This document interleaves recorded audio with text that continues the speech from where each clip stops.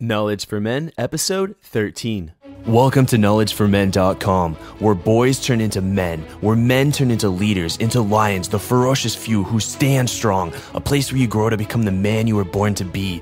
It's time to take massive action towards the life you want. Get the health, get the relationships, business, and career you've always dreamed of. Achieve a level of success and happiness that you've been searching for so many years.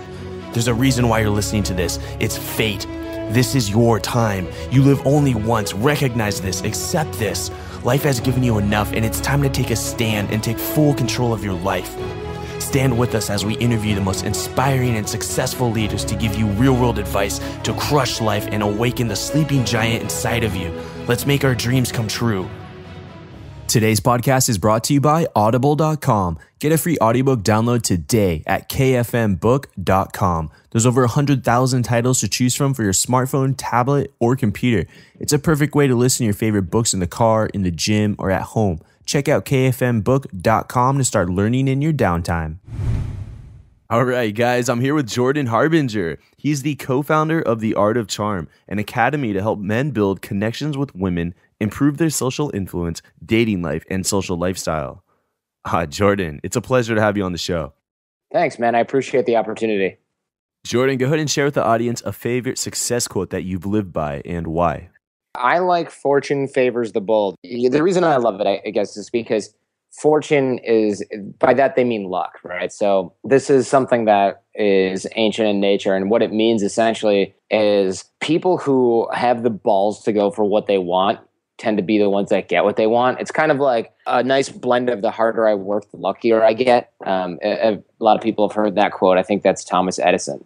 So, you get people who are always looking for an easy way out, especially in Gen Y, right? This is, our generation is just the classic, I'm going to start, not pointing any fingers here, Andrew, but I'm going to start a website, quit my job, and get rich from it. Right? I don't know anyone trying to do that. But the thing is people honestly believe that what they need to do is like, I'm just going to put some stuff on the internet. And my mom told me I was special for so long that I'm going to write some special stuff, and I'm really motivated. And then, 3 weeks in, they don't see their 100,000 uniques or whatever. And they go, this is hard. Next project, where am I going to get rich quick? Or, so we have the harder I work, the luckier I get type mentality, which I love.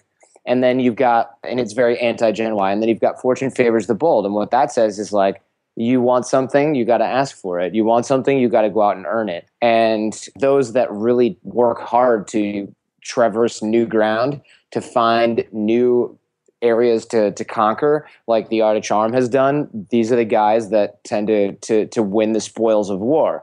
Not that business is entirely a war, but largely it does mirror that. And life itself, competition for jobs, things like that, we're not in a generation anymore where you can graduate from. This is a slight digression here, but a lot of our grandparents are like, you kids today have it easy. Really? Did you graduate from high school and with a high school education, Andrew, go out and get a job that allowed you to buy a house? Not likely. Not likely. I don't know anybody that graduated from high school, went out, found a job at a factory, and then bought a house and started a family at age 22, like your grandpa did.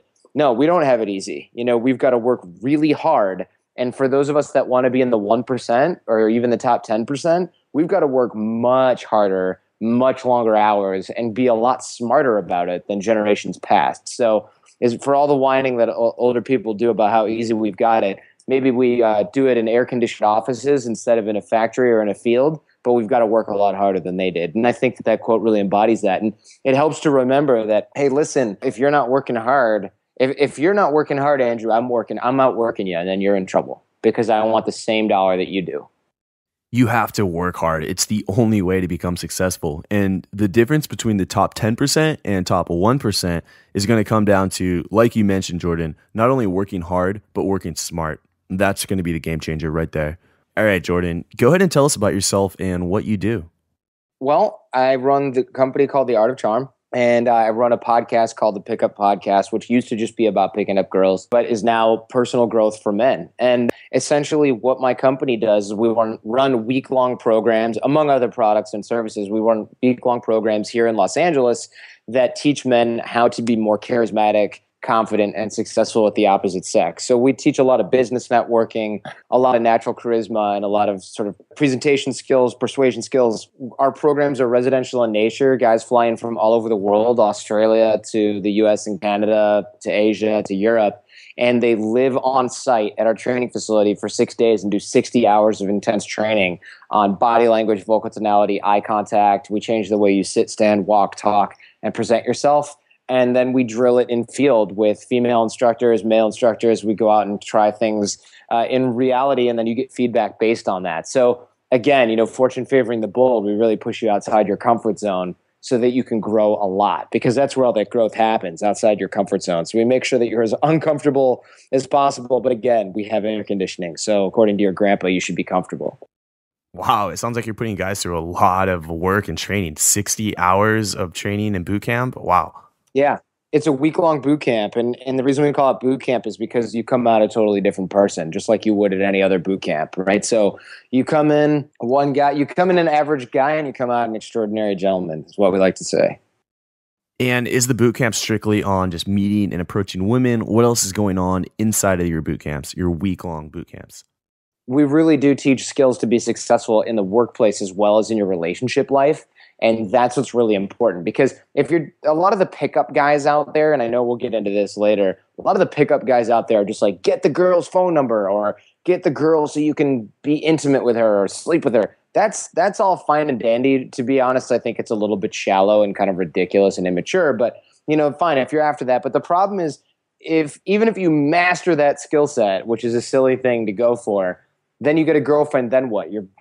You're starting from square one. You need the skills that we teach at the Art of Charm to manage that relationship. And hey, once you get married, you'll want to teach this stuff to your kids, and you'll certainly want to be using these skills in the workplace all along, because the people that know everyone, it's not what you know, but who you know. And the people that are able to make and hold those relationships and those connections, those are the people that succeed at any workplace.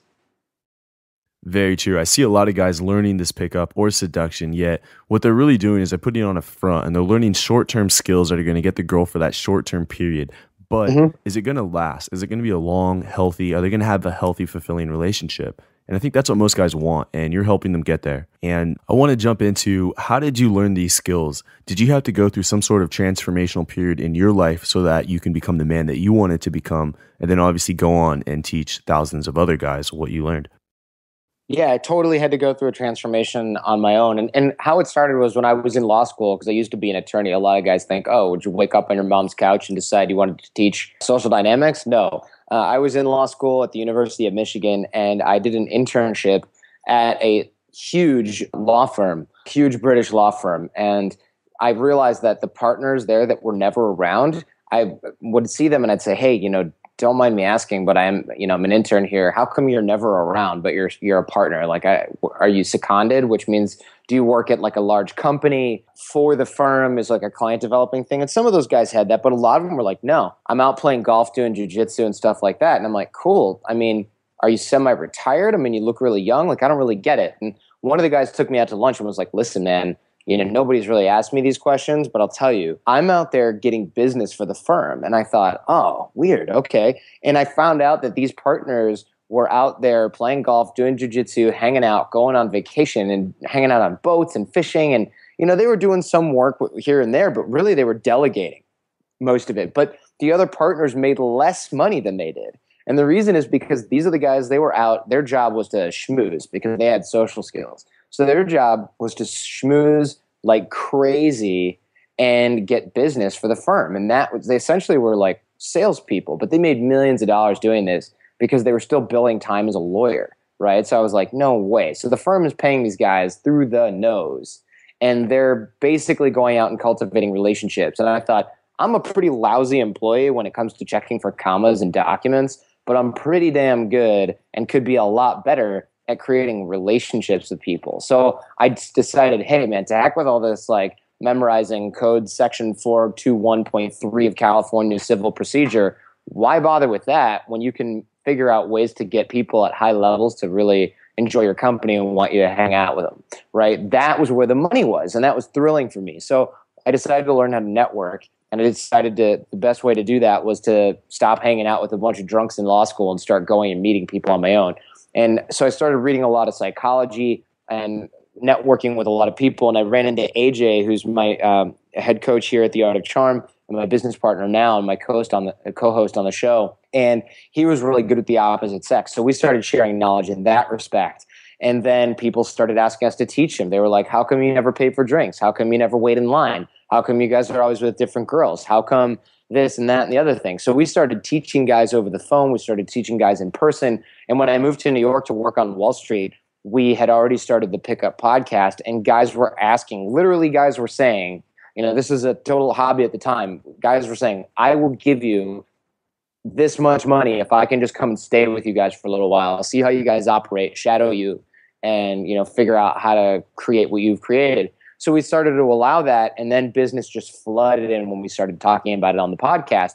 And when that happened, that was phenomenal because we started to realize, hey, we've got a real coaching product here. And originally, again, fortune favors the bold. We thought, oh, well, there's a lot of competition out there. There's a lot of other guys doing the dating coaching thing. We're not real coaches. And we started to meet these clients of these guys, these ex-clients, and we found out that a lot of our competitors were just winging it, making crap up, to be quite frank, so that they could earn a buck on the internet, selling some ebook or whatever that wasn't really the real deal. And we were really teaching these classes and really going out there and trying stuff. And it was like, oh, well, if that's what's really happening, then why are we even bothering, not throwing this, like we're doing people a disservice by not teaching live programs. So we hired some coaches, many of whom are still here working with us in LA while we were still in Manhattan. And we were creating the curriculum for the Art of Charm, which is the beginning of the program that we now run.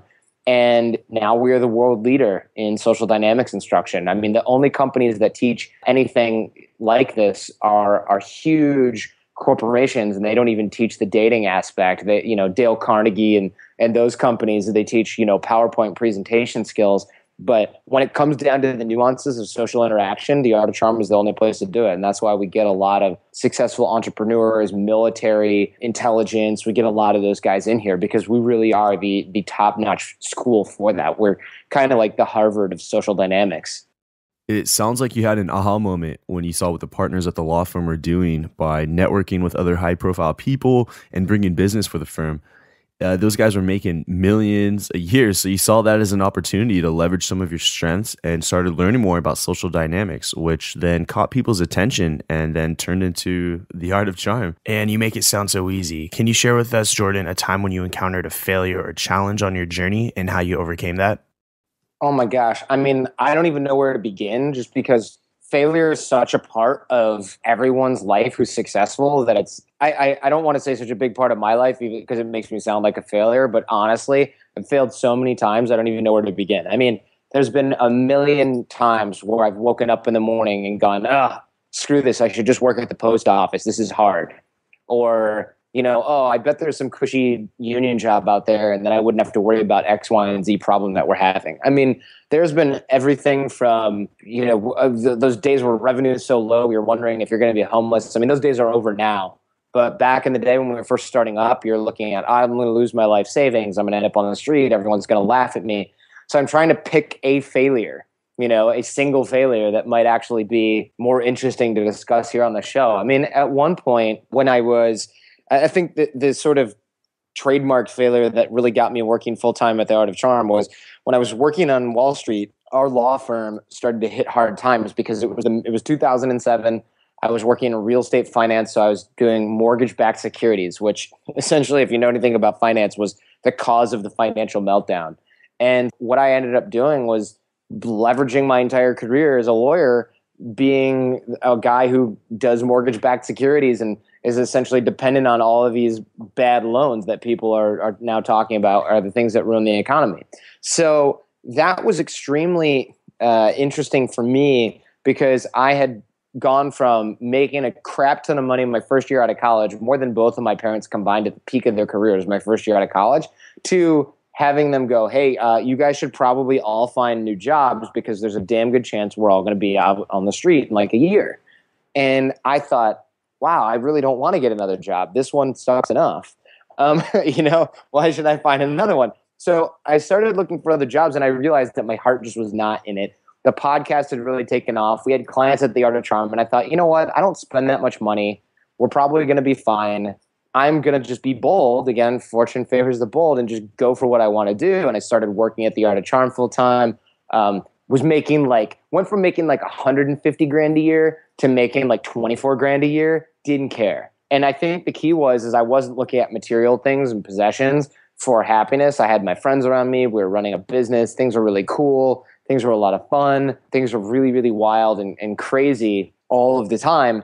And it was the job of a lifetime. And I really had a choice to make mindset wise. It was whine about how I'm not going to be a lawyer anymore, whine about how I'm not making as much money as I used to, or realize that, hey, this failure of not only my career selection, but of the whole economy basically was the best thing that ever happened to me. I mean, I had the opportunity to, before it was like, oh, I'm going to work as a lawyer for a while, then I might find something else to do that I like more, and these are just the dues you have to pay, and blah, blah, blah. And I know that I would have gotten sucked in just like everybody else. And so I ended up with the best, most fortunate experience ever, which is something that most people in the United States regarded as like the worst thing that's ever happened to them. Losing their job, the economy going to the tank, a lot of people losing their shirts or worse. And here I was with no job, no employer other than my own company in the most expensive city in America. And I was so ecstatic. I was so psyched. I couldn't have been happier. I'm working full time on my own project. I have no idea how I'm going to pay rent tomorrow, but I'm working on my own project. This is, 7 years ago now. Now, this is probably one of the most successful things I've ever been a part of course. I'm making much more than I would have been had I stuck with just being a lawyer. I'm working a lot less, and I'm doing something that I love. So it was kind of like winning the lottery. And that's why when people are like, I could lose my job, the economy, I'm just like, you know what? That could be the best thing that's ever happened to you. That could be the ultimate excuse to get out of something you hate and start something you love. Yeah, I can relate so much from quitting a high-paying job you hate to risk everything and work on your own project, something you love.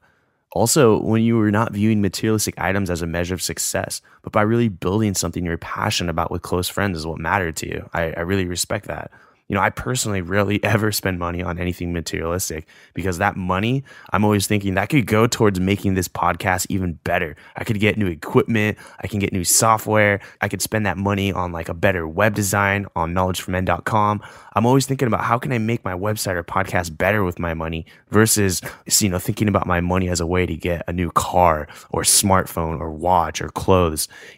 I've been wearing the same clothes I've had since college, because all my money has just been going towards building this Knowledge for Men platform. And I can't tell you that I love every bit and piece of what I've built, and I wouldn't exchange that for anything. And with all of this comes this relentless work ethic. And to the listeners, you'll be surprised about how hard you can work when your back is up against the wall. You're watching your checking account go down, but you're building, you're growing, and you're seeing results. It's just such an amazing experience and journey. And having this mindset is just so key in this stage of the business. Yeah, no, it's really a key mindset change, because the idea is you can always look at things. And one of the things we focus on at the Art of Charm is mindsets is key, because confidence, any of the way you look at any events in your life, all about mindset. And a lot of people choose to look at anything that happens in their life in a certain way. Events themselves are very neutral, right? Like my dog died or someone in my family is sick. Those are things that nobody would say, oh, that's great, right? But the event themselves is neutral. The way that we look at it is entirely up to us. And so we can say, oh, my dog is passing away. This is terrible. Well, it sucks because you feel bad, but maybe your dog, maybe there's 3 reasons, and this is a drill we do at the Art of Charm. Think of 3 reasons why it's positive. Maybe your dog was in pain and it was time for him to go. And as selfish as this may sound, maybe you've wanted to do a bunch of traveling and you couldn't because you had a sick dog. And maybe someone else in your family was depressed a lot because they were always taking care of that sick dog, and that was putting a lot of stress on them emotionally. Well, now that all of that is gone, maybe things can change in your life for the better. And yeah, it's a bummer. You're going to miss your buddy, your dog. I mean, maybe you grew up with it and you feel terrible about that for a time being. But at the end of the day, maybe there's reasons that that's a good thing. So if you force yourself to find 3 reasons that anything in your life that could be perceived as negative is now positive, you find 3 positives, you're going to start doing that. You have to literally force yourself, no matter how much you have to stretch, That's the drill. That's the exercise. But once you do, you'll start to realize that everything in your life can be viewed positively no matter what it is. And that is an extremely powerful mindset. Oh, you got laid off? Well, look, now you have all the time in the world to focus on your passion. You're no longer stuck being a lawyer. You have a great excuse to quit. Nobody in your family is going to go, why'd you quit your job? Oh, well, I was about to get laid off in a few months, so I decided to, lean into it and find something else. Oh, that was a good idea, said my dad, who would never say that if I'd quit my job under any other circumstances, right? So I had great excuse to leave something I wasn't thrilled with. I had a lot of time. And now I have the background of a lawyer that I can lean onto, and I don't have to go, oh, I got canned from my gig. No, I left voluntarily to start my own company, and now it's successful. That's a great story. And so there's a lot more than 3 positives that came from what most people in my class starting off at that law firm regarded as the worst thing that's ever happened to them. I mean, there were people in my office crying, and I was trying to hold back my tears of joy because I was like, we're out of here. Are you crazy? We don't have to sit here and do this anymore. The difference was I had a parachute and they did, right? They'd been spending money on bottle service and stupid stuff. They were in debt. We all had school loans, but I always had this delusional confidence that everything would be all right. And lo and behold, it was more than all right. Yeah, in Robert Greene's 50th Law with 50 Cent, one of the chapters is on how to turn crap into sugar. It's about how to make the most out of each opportunity that life brings. There's always a way to turn something bad into something good. I mean, we've all heard that term, that popular term, when life hands you lemons, you turn it into lemonade. Same idea. It's all mindset and how you view it. And you've done that really well. And it's incorporated into your training. And moving forward, I want to get into some of the questions I know a lot of the guys are dying to hear. You're an instructor at Art of Charm. So what do you think guys are doing wrong with women these days? Generally, us as men, we don't know how to interact with women. We feel like being ourselves isn't good enough. And then when we do try to act like ourselves, we put on a completely different persona and act like somebody that we aren't. We have trouble connecting. We have trouble with our body language. We have trouble realizing what attracts women in the first place. There's a million things wrong. Yeah, that brings up a really interesting point. Why do you think guys aren't being themselves when they're interacting with women, or they're putting on a mask or a front?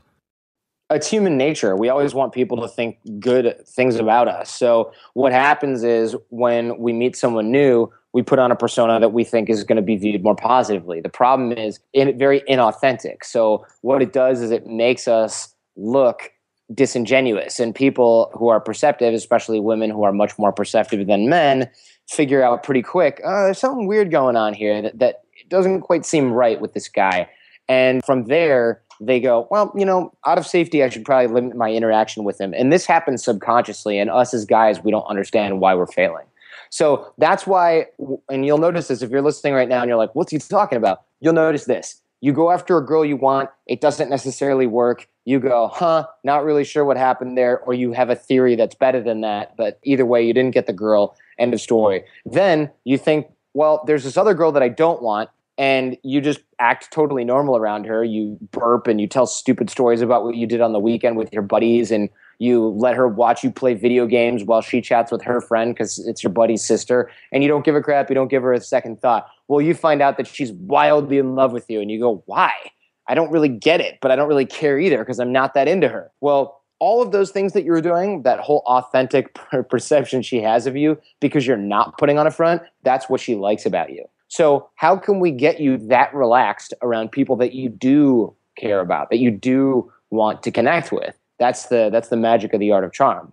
How can we get you to be so authentic all of the time, regardless of how nervous you are, regardless of what outcome you desire? How can we get you to free yourself from the dependence on whether or not these people like you, what people think of you, etc.?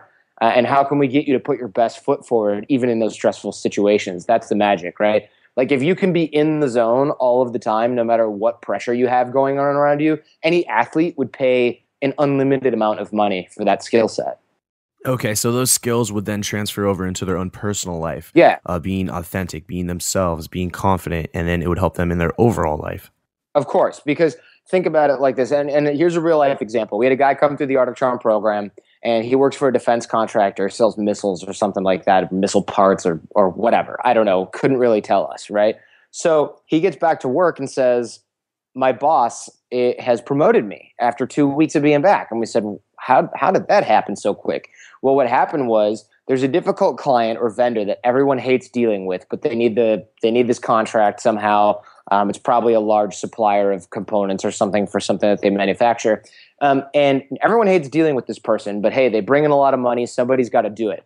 Well, this person hates everyone they deal with at Ryan, our student's company. They always complain. They always have something negative to say. They're always lollygagging on payment, withholding payment because something's wrong. Well, Ryan, knowing how to deal with difficult people, having taken the class here at the Art of Charm, where we spend an entire day dealing with situations just like this, uses the skills that he's learned. New client says, wow, you know what? This is the only guy in that company I want to deal with. Emails Ryan's boss and says, I don't want to deal with any of the other schmucks over there except for Ryan. From now on, this is the only guy there who's not an idiot, blah, blah, blah, blah, blah. Well, that's a whole different level of responsibility for Ryan that he's ever had before. So the boss, not wanting to deal with that client himself and not wanting to piss off this client any further by making him deal with somebody else, has no choice but to promote Ryan to that senior position so that he can deal with that client exclusively moving forward. So he literally, and Ryan was like, it's a mixed blessing because the guy's really tough to work with. But on the other hand, he got promoted. So he's got more responsibility, more money. And that client actually turned out to be a really nice person. He was just so frustrated with Ryan's company. Additionally, now moving forward, that client has actually offered Ryan a job at a much higher level of pay than he would have gotten had he stayed with his original company. So he got a promotion within his company, got a job offer from another company that has better working conditions, better hours, and more money, all because he took the class here. So it's funny because Ryan's testimonial for the Art of Charm says this thing literally paid for itself within the first month of graduation. Wow, talk about life transformation and opportunities coming your way when you develop your personality and social skills. Now let's talk about using these skills. What are the best attitudes and mindsets to have when approaching women, Jordan? I mean, really, it has a lot more to do with who you are when you're not approaching women. It's much more about how am I going to entertain myself versus how am I going to impress this person? How am I going to enjoy my time with my friends versus how am I going to, get what I want out of the night, which is a phone number, or a girlfriend, or sex, or whatever it is guys think they're looking for when they go out. So a lot of it's about detaching yourself from the outcome, which is very, very important. A lot more of that mindset also has to do with not worrying about what people you don't know think about you. And that's something that's much easier said than done. That's one of the things we spend a lot of time on here during our week-long program, is detaching yourself from that outcome. Because we can say, I don't give a crap what anybody thinks about me. And then you go out and you start meeting people and you go, oh, there's all this anxiety. Where's it coming from? Oh, it's because you actually do care what people think about you. You can tell yourself you don't care all you want, but really you do. So once you start to realize internally and have that identity level shift where you actually start to become a different version of yourself, that's when you can really start to go out there, make a total ass out of yourself, have a ton of fun with your friends, go home and be like, oh yeah, there's a bunch of really cool girls there that were chasing me that want to hang out now. You don't have to go up and say these cool Mac Daddy pickup lines to some chick at the club. That's not how this works anymore. You have an entirely different model for how you're meeting and attracting women. And that's a huge victory for most of us because what we're doing before is not working that well. Right. And it's probably not authentic to who you Right. Right. I mean, that's one of the things that these pickup artist weirdos have huge problems with, right? These guys are all such strange ducks. And one of the extreme examples that I've talked about on my show before is one of the lead instructors for one of these pickup artist companies. Him and I have mutual friends, and one day we were out having a burrito, and he talked about how he faked an English accent for a while to get girls, and it worked really well, and he was getting all this casual sex from all these girls. Well, he met a girl he really liked, and he had to come clean and say, hey, by the way, this accent's fake. And the girl said, I never want to see you again. And he couldn't think or scheme his way out of it because he was a total weirdo and faked an English accent, because basically what he was telling himself subconsciously was, hey, who I am right now, just as I am, not good enough. Got to be somebody else. So she had fallen in love, after a few days or weeks with the person she thought he was. There was no going back from there. And so he had to come clean, and eventually he had to tell her what was going on, and there was just no coming back from it. Now, that's an extreme example, but imagine if you act like, I'm smooth, I'm cool, I'm laid back, I'm chill, I've got all these cool friends. Eventually, she's going to see through it, if not right away, because women are very perceptive. They're much more perceptive than us as men. So if she smells a fish with what you're doing, if she just senses any sort of disingenuity or inauthenticity with your approach, you're out of there. So why bother perfecting a fake, scammy approach that's not really you when you can work on perfecting you? It seems like a no-brainer, but unfortunately, for a lot of guys who really have self-esteem problems at the core, those are the kind of things that they go for. They say, why put whipped cream on a turd? So what we work on is fixing the core issues instead of trying to polish a turd. Being authentic is just so powerful. You know, an analogy that I was thinking about while you were talking would be like a business marketing a product and saying it does this, it does that, it has all these features, and then you open up the box after you purchase and it doesn't do any of those. And that would be like a guy going out and he's fronting this personality that's not even his. It's not authentic, and in time, you will be found out. Sure. And there's a lot of reasons why people will do that. There's a lot of reasons why people believe that that's actually going to work for them. And one of the main reasons is because it's easier than doing the work. It's easier to go, I'm going to polish this turd. I'm going to work really hard at this approach because it's easier than doing the work. And also, if they get rejected while they're being somebody else, they can go, oh, well, that didn't work. Not, she rejected me. Why? I got to feel bad about myself, right? Their self-esteem, which is already low, doesn't take a hit if they can avoid that rejection by being somebody else. Yeah, that brings up a good point, actually. What does that work look like that you're talking about, Jordan? What's a good platform for someone to follow to really improve and develop themselves?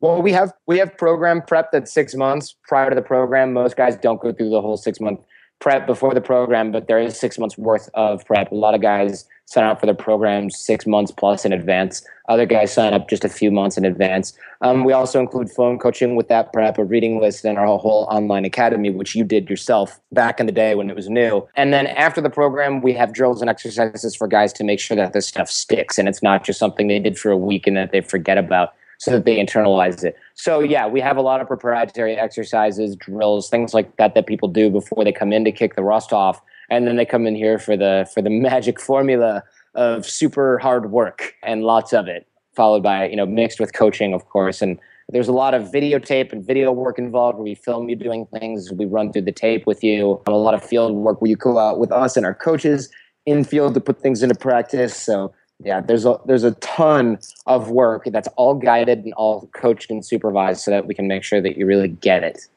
Wow, that sounds like a very powerful and effective program. You're really making sure that people are learning and growing even before the actual coaching sessions and before that week-long program, and then even after. So you're really looking in for the best interests of the students there.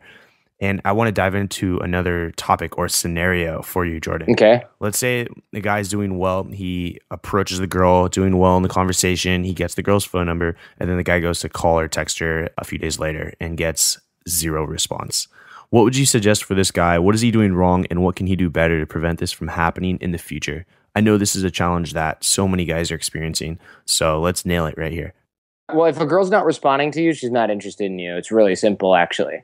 So obviously he did something where he failed to generate the requisite amount of attraction for her to stay interested.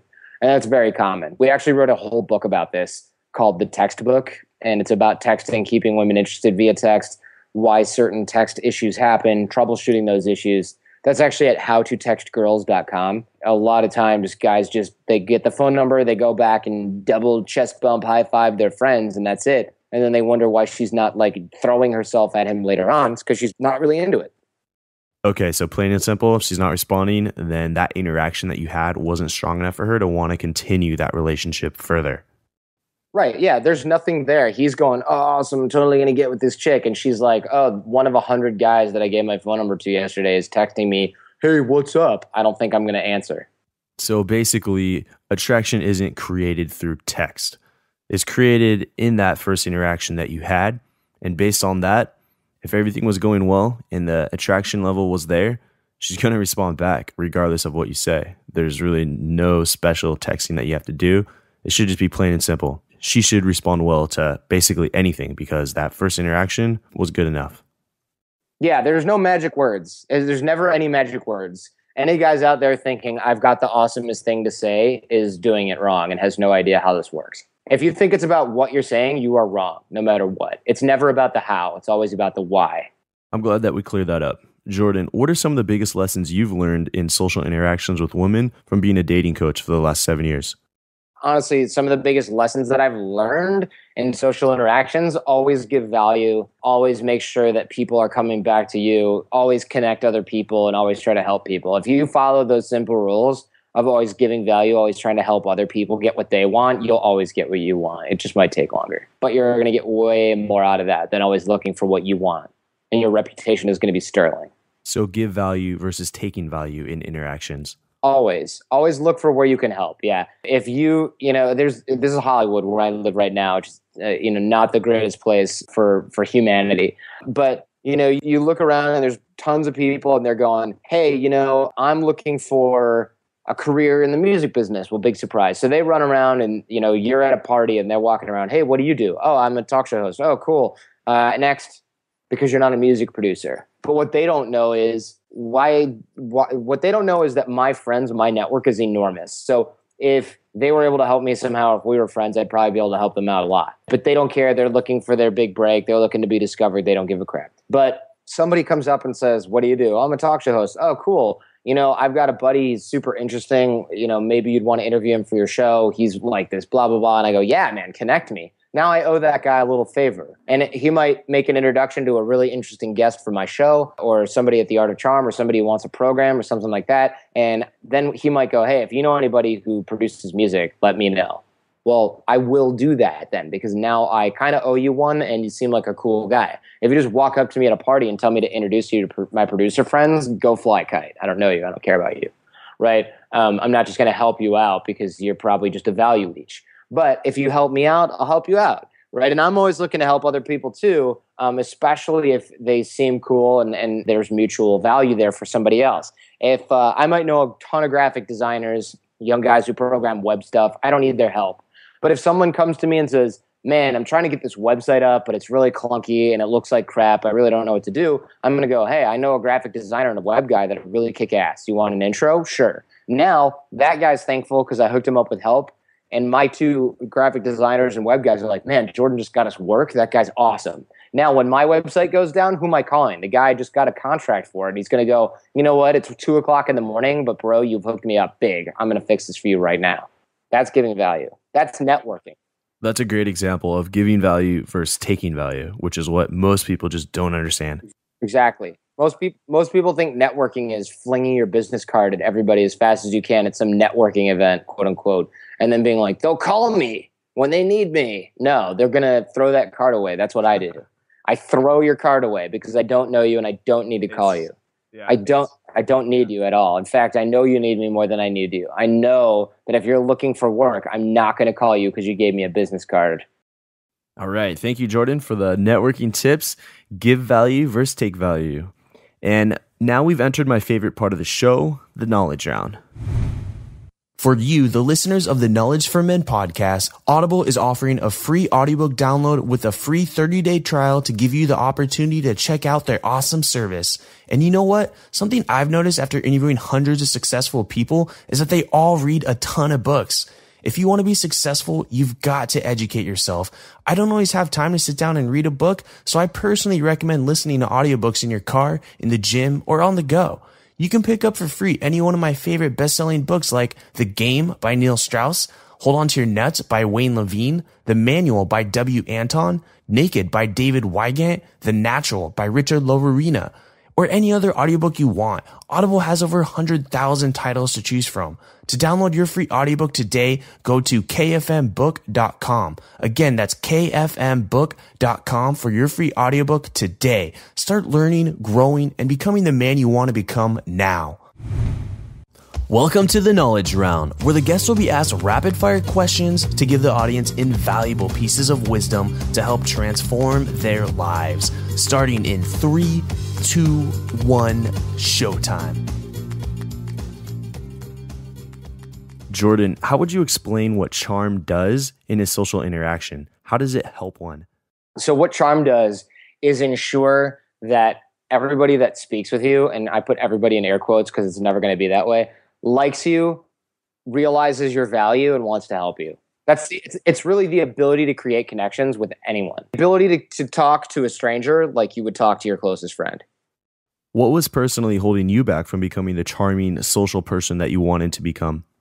I thought that I had to manage everyone's perception of me. And so I did that by trying to be clever and trying to get people to think of me in a certain way instead of just being a certain way. And that's where I was going wrong. And that's the opposite of what's now.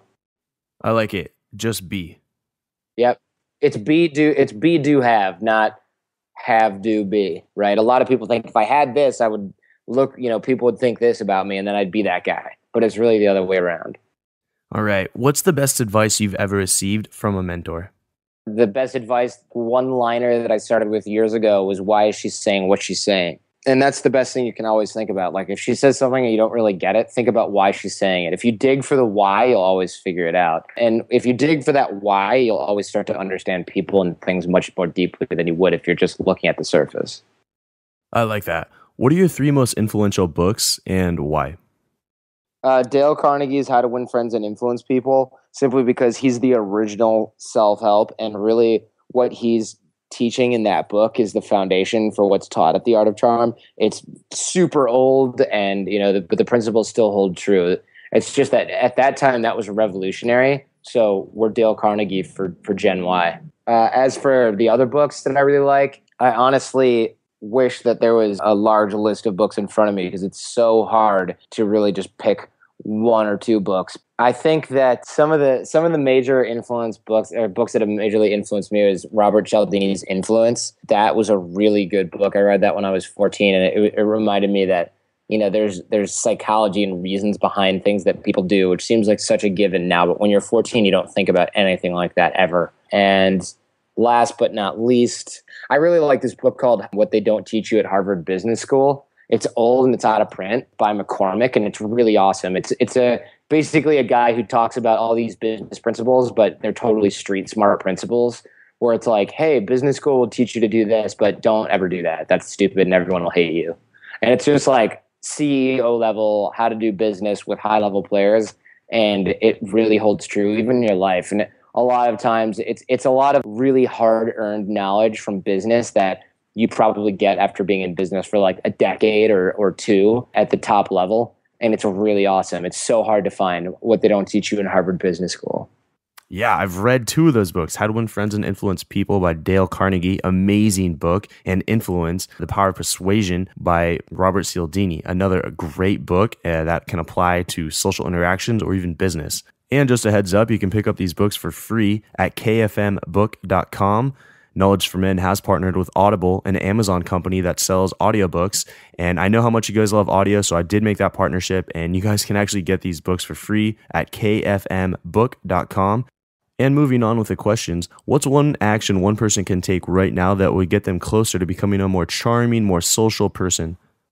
Yeah, I would say start talking to everyone. Even if you're talking to old people in the elevator, start making small talk with everyone. If you need help doing this, I would definitely check out the Toolbox podcast that we have, theartofcharm.com/podcast.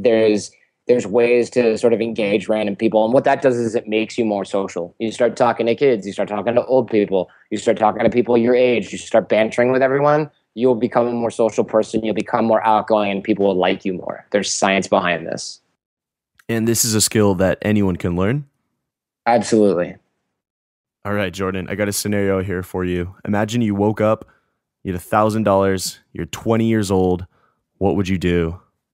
If I was 20 and I had $1,000, I would travel. You can travel on the cheap. You can work abroad at a youth hostel for accommodation and a little bit of food money. Basically, I would get out of town as fast as possible. And that's what I did when I was 20. I don't know how much I would change about what I've done, other than I might not go to college because I don't think I needed it. And that's definitely something our grandparents would not understand right there. Even parents, most likely. Well, Jordan, as we're coming to a close here, can you give the audience some parting piece of guidance? Honestly, I think the best thing people can do is constantly be working on their deficiencies. If something scares you, then do it. That's generally my sort of broad blanket piece of advice.